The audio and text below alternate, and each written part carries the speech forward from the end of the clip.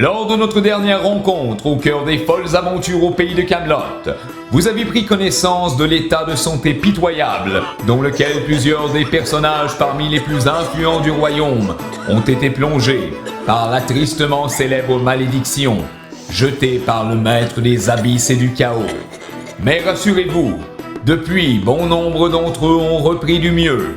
Par contre, l'isolement doit demeurer total, car au moindre contact avec une personne toujours infectée, il est clair qu'ils tomberont malades de plus belle.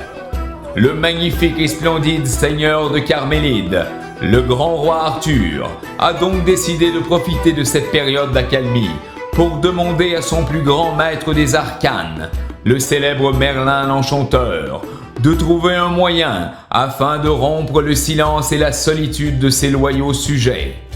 Le magicien a reçu pour directive de rétablir le dialogue entre les habitants du royaume, au cœur de la cité, question de redonner un peu d'espoir à son peuple. Ce qui permettra également aux chevaliers parangons de réorganiser leurs troupes en attendant un éventuel retour à la normale. Le druide, contre toute attente, finit donc par réussir à concevoir un système de communication magique et il demanda aux deux plus grands orateurs de Camelot, j'ai nommé le fringant chevalier Lancelot et l'hétéroclite Distordius, pour tester sa nouvelle création. Ah, enfin, Lancelot, très heureux de vous parler. Hey, c'est votre vieil ami Distordius. Je dois admettre que je m'ennuie. Il faut dire que depuis que le dieu Pan a jeté sa satanée malédiction sur notre royaume, la situation est hors de contrôle. Mais à ce propos, j'imagine que le fait d'être en confinement avec la Dame du Lac vous a permis d'échanger un bon nombre de microbes. J'espère qu'au moins ça n'a pas été un coup d'épée dans l'eau. Mais non, Dé. T'imagines bien qu'on discute presque tout le temps sur comment apporter notre immunité dans les recherches de remèdes de Merlin. Quoi? Elle embrasse si mal et si lentement que cela vous donne le sommeil? J'espère au moins que les sentiments qui vous unissent sont forts et sincères. Imagine surtout pas qu'il y a d'autres choses qui nous retiennent jusqu'au lever du soleil, là. Ah oui? Votre relation est donc si forte avec votre ventripotence, Sa Majesté le roi Arthur? Son ouverture d'esprit me surprendra toujours. J'ose espérer que vous m'inviterez en tant que garçon d'honneur lors de vos noces. Comment ça? Est-ce que je vais remarier Arthur? C'est quoi le rapport? Oh, vous savez, ce qui me fera toujours pleurer lors des mariages royaux, c'est lorsque la grande cour est pleine de verdure et qu'elle est embellie par des chevaliers formant une haie d'honneur. Quoi? Sur une couverture endormie, dans le bonheur? On travaillait fort, c'était juste une journée, on s'est juste endormi, là. Quoi? Vous avez réellement réussi à dormir dans le même lit que notre grand seigneur? Et il restait de la place? Tu vas me dire que tu t'es jamais endormi près d'une gente dame après une discussion passionnante. Eh bien, voyez-vous, si Arthur est pour vous une gente dame malgré sa laideur légendaire, mon cher ami Lancelot, soit! Mais que voulez-vous dire par passionnante? Passionnante dans le sens d'intéressante et utile, là. Je trouve quand même particulier qu'après avoir courtisé notre grande reine Guenièvre durant tant d'années, celle qui est ravissante, débordante d'énergie drôle et audacieuse, vous rabattiez votre choix sur le prince des cachalots, qui est ignoble, flasque, inactif, ennuyant à mort et lâche comme pas deux. Mais vous avez droit à vos opinions, vous savez. Évolue, mon cher Distordius, on est à l'époque post-romaine maintenant. Mais attendez un peu, vous ne seriez pas en train de me prendre pour un imbécile par hasard? J'ai très bien entendu ce que les bardes chantent partout à travers le royaume. Oui, vos aventures trépidantes avec la Dame du Lac. Je crois que vous tentez de me mener en bateau avec cette relation avec le roi. Ben non. sur mon épée, je te jure que je ne suis pas amoureux de l'exquise Viviane. Et vous ne seriez pas en train de me parler de votre épée, celle que j'ai actuellement entre les mains? Comment ça, j'ai pas d'épée? Eh bien, comment dire, je voulais emprunter en pleine nuit après avoir envoyé le dieu Pan dans les abysses d'où il venait. Et comme vous dormiez, je voulais demander avec toute la gentillesse nécessaire et vous m'avez répondu comme à l'habitude. Ah, j'ai figuré que ces sons gutturales voulaient tout simplement dire « Allez-y mon cher ami, prenez mon épée !» Car voyez-vous, le médecin de la cour m'a prescrit pour mon haleine de dragon de récurer mes dents à l'occasion. J'ai donc cru que c'était l'outil idéal pour le faire. Hein? Ah, épuisé, j'ai plus de batterie.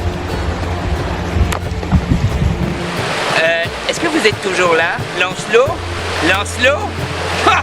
Franchement, il est évident que vous n'avez pas le High Roche 23, car avec le High Roche 23, je ne perds jamais de signal et ma batterie dure des décennies. Franchement. Comme vous avez pu le voir, le message ne semblait pas tellement clair, et la confusion règne encore dans l'esprit de ces deux pauvres bougres. Le roi n'a eu d'autre choix que d'abdiquer, et il s'est tourné vers sa ressource la plus précieuse, les chevaliers de la table ronde. Grâce à eux, il est certain que leur sagesse, leur verbe et leur désir de partager leur savoir permettront à tous les nouveaux chevaliers d'acquérir les connaissances nécessaires afin de bien diriger leurs troupes dans le futur. Nous partons donc à leur rencontre grâce au portail magique surnommé le Zoomoscope que vient d'ouvrir notre bon vieux magicien.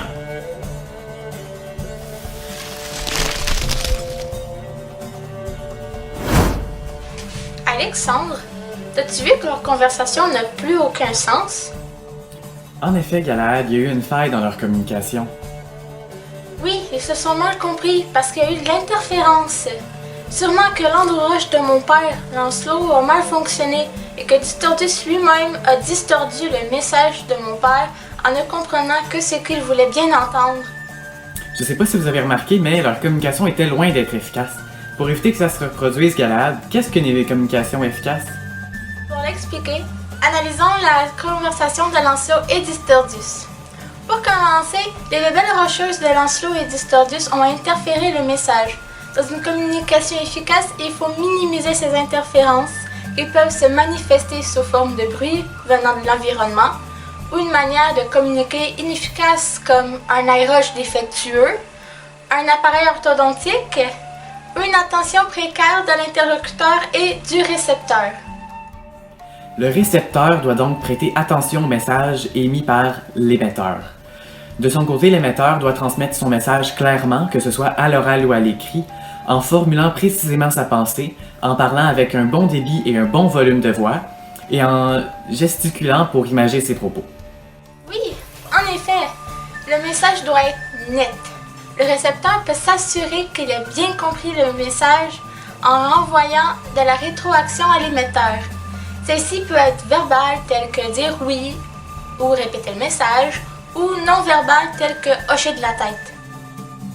Hey Galahad, savais-tu que plus le message fait du chemin, plus il est dégradé? Ah oui? Je ne le savais pas. C'est pour ça qu'il faut être clair dès le début, pour être sûr que tout le monde comprenne le message. Comme au jeu du téléphone en fait. Et pour s'assurer d'avoir une conversation bienveillante, il faut être respectueux, exact et honnête. Pour éviter une discussion agitée, l'emploi de la première personne du singulier est de mise, tout comme lors de la rétroaction. Et faire attention au non-verbal. Comment t'as pu oublier ça, Galahad? Désolé. Je pensais à ça. Mon petit frère est venu me demander de l'aide ce matin. Il avait perdu le contrôle de son cheval et il s'était disputé avec notre domestique. Sur le coup, il savait pas comment réagir, encore embarrassé d'avoir mal maîtrisé son cheval. Et puis, qu'est-ce que tu as fait? Je l'ai écouté pour bien comprendre la situation, puis je l'ai conseillé sur comment maîtriser son cheval et comment remédier à la situation face au domestique. Je lui ai aussi assuré que je pouvais l'aider à s'excuser auprès de celui-ci afin qu'il reste en bon terme. Tu me fais penser à quelque chose qui m'est arrivé il n'y a pas longtemps. J'avais eu un problème avec mon colocataire il y a quelques jours. Je lui ai prêté quelques pièces pour qu'il puisse s'acheter une nouvelle armure. Il ne m'avait pas encore remboursé et il me manquait des pièces pour un projet que je faisais. Qu'est-ce que t'as fait? Je lui ai expliqué que j'avais besoin de son remboursement le plus vite possible, sinon je ne pourrais pas finir le projet avant les fêtes. Je lui ai dit comment je me sentais par rapport à cette situation et nous sommes arrivés à un accord. Tant mieux, Galahad. Je dois l'avouer, je m'ennuie d'encourager les écuyers lorsqu'ils s'entraînaient pendant un après-midi complet. J'étais si fier d'eux. Ouais, ces temps-ci sont difficiles pour tous. Cependant, ils sont pratiques pour s'entraîner à mieux communiquer. Donc, vous à la maison, utilisez ce que vous avez appris dans cette capsule pour avoir une communication efficace avec vos patrouilleurs et avec votre entourage. Espérons que cette leçon vous a permis d'acquérir de nouvelles connaissances et que celles-ci vous donneront la chance de mieux transmettre vos messages et directives. Il est clair qu'avec d'aussi judicieux conseils, vos talents d'orateur et votre capacité à communiquer avec clarté et efficacité seront bonifiés à l'avenir. À ce propos, les habitants de Camelot souhaitent vous transmettre un important message en cette période cruciale de l'année. 3, 2, 1. Je vous souhaite un joyeux Noël puis une très belle année. À tous mes loyaux sujets de Camelot, je vous souhaite un joyeux Noël et une bonne année. Joyeux Noël et bonne année! Bonne année! Joyeux Noël! Bonne année 2021 à tout le monde.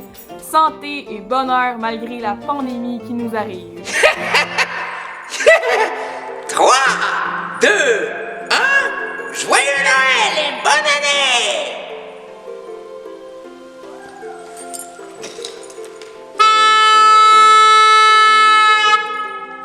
Joyeux Noël et bonne année! Joyeux Noël et bonne année!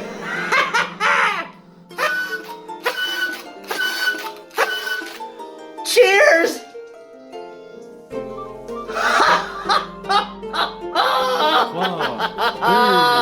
1. Joyeux Noël et bonne année! Joyeux Noël et bonne année! Joyeux Noël et bonne année! Tchin tchin! Joyeux Noël et bonne année!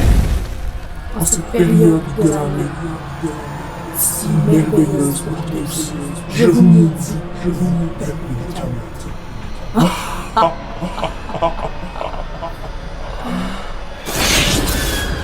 En cette période de fête et de réjouissance, peuple de Camelot, je vous maudis. Restez donc à l'affût des futures annonces et au plaisir de vous revoir dans le prochain épisode.